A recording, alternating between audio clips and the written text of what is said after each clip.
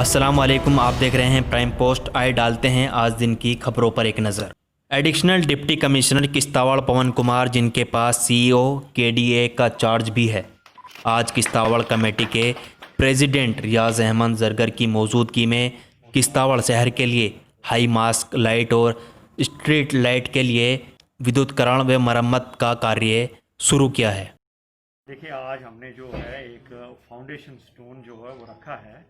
ये एक बहुत लंबी एक डिमांड थी पब्लिक की भी और म्यूनसिपैलिटी किश्तवाड़ की भी, और इसमें रियाज साहब और उनके हमरा जितने भी काउंसलर्स हैं वो मेरे पास आए एक दो बार, तो उन्होंने इस चीज़ का इजहार किया कि हमारे किश्तवाड़ टाउन में जो है लाइट्स की जो है बड़ी प्रॉब्लम है, और चूँकि यहाँ पे जो है लॉ एंड ऑर्डर प्रॉब्लम भी अक्सर होती रहती है, और उसके बाद लोगों को भी रात को गलियों में चलने में दुश्वारी होती है। और उसके जब एक बार इनको इंस्टॉल करती कोई भी एजेंसी, तो हमारा जैसे हम अपने घरों में अपनी चीज़ों की रेख देख करते हैं, तो मेरा सबसे यही अपील रहेगी कि आज भी हम ये लाइटें जो हैं सुनिश्चित करेंगे लोगों की भागीदारी के साथ साथ। यहाँ रियाज साहब बैठे हुए हैं और भी काउंसलर साहिबान हैं, इसीलिए आज मैंने जो है ये एक जगह जो है मुनासिब समझी कि इसको, ताकि एक जनता में एक मैसेज आए कि ये लाइटें जो हैं ये वहीं लगें, जो लाइटें जो हैं जिसको हर एक जो है कम्युनिटी इसको यूज़ करे, irrespective of caste, colour, religion, और बड़ा या छोटा ना समझे। जिस गली में जहाँ पे भी लाइट्स की ज़रूरत है, जहाँ पे भी लोगों का ज़्यादा आना जाना रहता है, उसको हम कवर करेंगे, और अगर कहीं कमी पेशी रहेगी तो उसको भी हम फेज वाइज मैनर में जो है कंप्लीट करें। सर, इसकी आज का जो इनाग्रेशन हुआ है, हम इनके बहुत मशकूर हैं परिहार साहब के कि इन्होंने पर्सनल प्लान्स लिए और ये यहाँ तक आए और इन्होंने इसका आज ये फाउंडेशन रखा। इसका कंट्रैक्ट ऑलरेडी मिल चुका है, इसको काम करेंगे इन लाइट्स पर, और हमें उम्मीद है कि ये बहुत कम वक्फे में इन लाइट्स को फंक्शनल बना देंगे, तो उसके बाद हमारा बाज़ाब्ता इनके साथ hand over take over. Remaining जो जहाँ जो पॉइंट्स हैं जिन पे ये लगनी चाहिए लाइटें, वो भी लगेंगी। खुदा के फजल से इतना अंधेरा नहीं है शहर में, ठीक ठाक लाइट चल रही है। कहीं कहीं वो हमारी नॉलेज में है, कुछ वार्ड्स में कुछ गलियां जो हैं इस वक्त रह गई, और फिर उन पे भी लगी हुई थी लाइट्स। कुछ तार कहीं डिस्कनेक्ट होती है, कहीं खराब हो जाती है, और आवाम से भी हमारी ये गुजारिश रहेगी कि कम से कम एक अच्छा नागरिक होने के, एक अच्छा सिटीजन होने का सबूत दें, और जो भी लाइट्स जलती हैं उनको ऑफ ऑन करना पब्लिक का भी एक फर्ज बनता है। ये ऑफ एंड ऑन सिस्टम इसका ठीक हो जाएगा तो लाइट्स काफी देर चलती रहेगी। डायरेक्टर जनरल ऑफ पुलिस ने सोमवार को कहा कि 18 जुलाई को एमसी पोरा में एक मुठभेड़ में मारे गए 3 राजौरी युवकों के डीएनए नमूने के मिलने के बाद आगे की जांच की जा रही है और अंतिम चरण में है। उस वक्त देर हो गई थी और सर्च नहीं कर पाए थे पूरी तरह, और सुबह जब एरिया की सर्च की गई और इसमें 2 जो दहशतगर्द है वो मारे हुए पाए गए। एजाज अहमद रेशी एक है और दूसरा सिजाद अहमद सोफी है। दोनों से AK-47, AK-56 पकड़ा गया, काफी आमजन अम्युनिशन, एक्सप्लोजिव मटेरियल पकड़ा गया, और भी इंक्रिमिनेटिंग मटेरियल पकड़ा गया। और ये दोनों ही अवंतीपुरा जिले के रहने वाले हैं। एजाज अहमद रेशी बहुत ही खतरनाक तरह का दहशतगर्द रहा है। ये बुरहान वानी के टाइम से एक्टर था और उस वक्त भी बहुत सारी गतिविधियों में शामिल था। शुरू में OGW का काम करता रहा और टेररिस्ट को एक जगह से दूसरी जगह पहुंचाता था। EDI में अगर आपको याद हो, फरवरी 16 में एक बहुत बड़ा अटैक हुआ था जिसमें आर्मी और CRP के 8 जवान शहीद हुए थे। इसी ने टेररिस्ट को वहां तक ट्रांसपोर्ट किया था।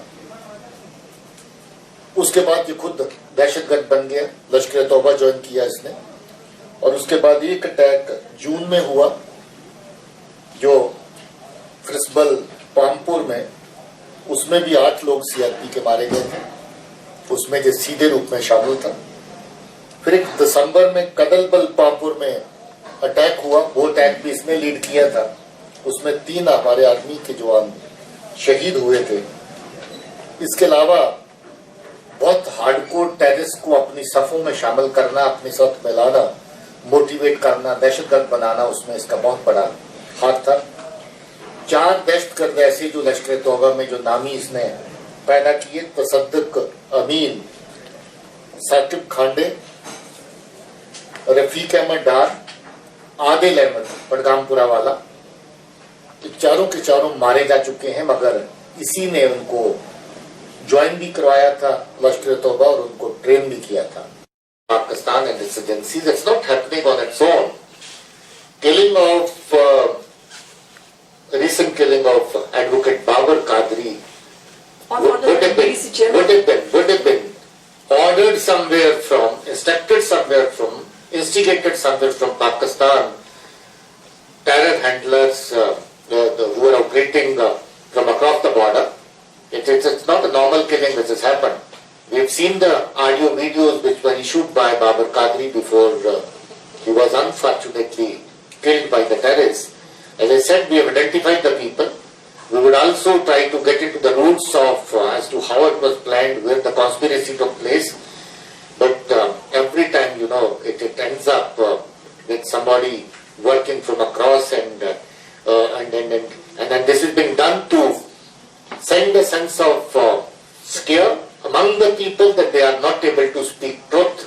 They are not able to talk freely that the Pakistan hand is involved. They are not able to talk freely that terrorists are not becoming terrorists on their own. They are being made terrorists. That is what Advocate Babri said in his Facebook interaction. That is what he was trying to clarify. So there are people working this side of the line and that side of the line to see that situation remains disturbed. Situation does not become normal. People are kept under scare and fear, but we are there. Our joint efforts are that we are trying to create an environment of peace, an environment where people can move about freely. But so long as terrorist gun and instigation by Pakistan is there, some incidents of this nature are bound to take place. You can't rule them out. So that's युवा सेवा और खेल विभाग द्वारा आयोजित 15 वर्ष से कम आयु के अंडर लेवल वॉली टूर्नामेंट, जिसमें मुख्य अतिथि सकलेन तारिक इंटरनेशनल वॉलीबॉल खिलाड़ी थे।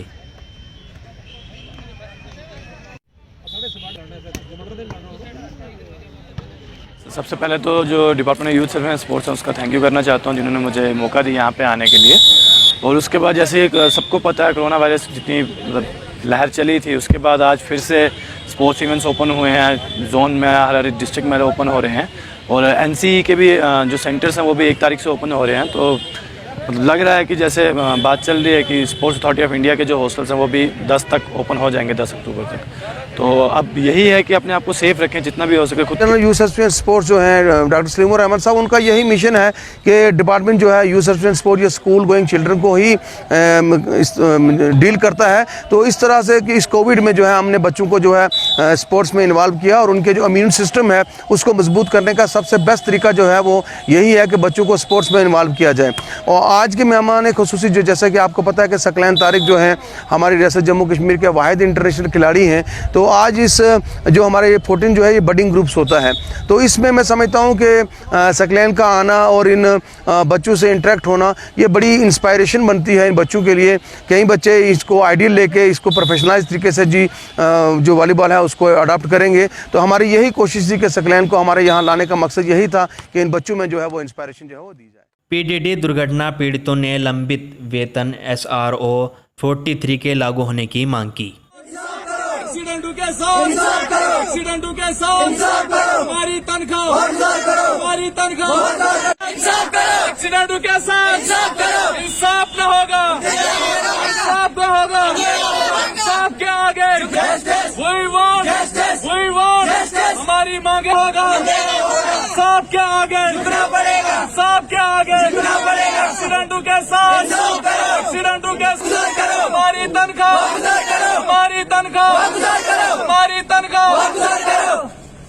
सर मेरा नाम मोहम्मद यासीन परे हैं। हम सर्कल सोपोर से हैं। सर हमारी तनख्वाह डिपार्टमेंट ने बंद की है। हम पीडीडी डिपार्टमेंट से सर हमारी जो भी एक्सीडेंट हुए 2015 के बाद तनख्वाह छोड़ रही थी department as per PDL basis हमें एंगेज किया गया है।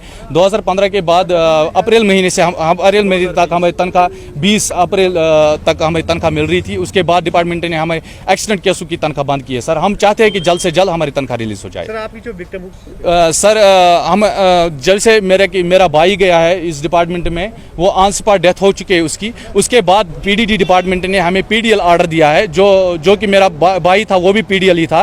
उसके बाद डिपार्टमेंट ने मेरे पीडीएल ऑर्डर दिया है। उसके बाद डिपार्टमेंट में हर महीने मुझे तनख्वाह दे रही थी एज पर पीडीएल बेसिस। 2020 तक 2020 में मई महीने से हमारी तनख्वाह बंद हो चुकी है। सर हमारी डिमांड्स ये हैं कि जल्द से जल्द हमारी तनख्वाह रिलीज हो जाए। जेके बीजेपी अध्यक्ष श्री रविंदर रैना ने वरिष्ठ नेताओं के साथ नव मनोनीत भाजपा के राष्ट्रीय सचिव नरेंद्र सिंह को सम्मानित किया।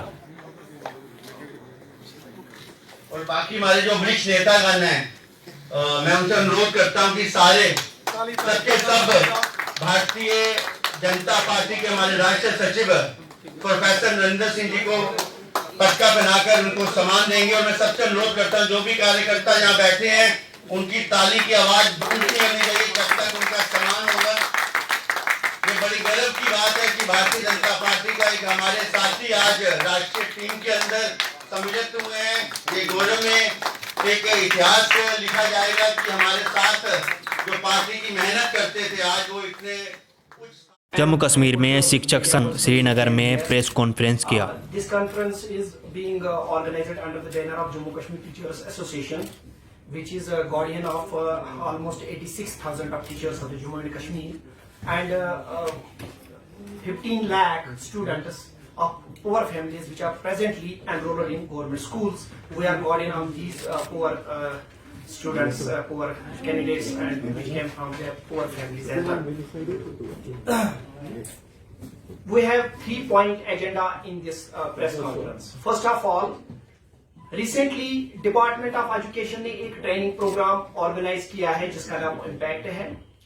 We are not against any kind of training program. Training program is good for the teachers as well as for the students. It equips and galvanizes the system as well as the knowledge of teacher. And present teacher, modern teacher should be equipped with technology and modern these concepts. हम इसके खिलाफ नहीं है।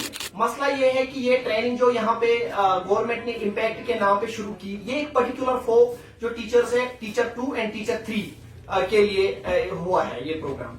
हम government से ये पूछना चाहते हैं, इसमें इन्होंने लिखा है for untrained 37,000 untrained teachers. Who is untrained? In 37,000 teachers में ऑलमोस्ट 90% टीचर्स वो हैं जिन्होंने ऑलरेडी प्रोफेशनल डिग्रियां कंप्लीट की है। These are attained professional qualification like M.Ed, B.Ed or D.Ed. इन्होंने ये complete की है। 800. What is the fun? In other union territories like Delhi, Andaman, Nicobar, teachers are having 5,000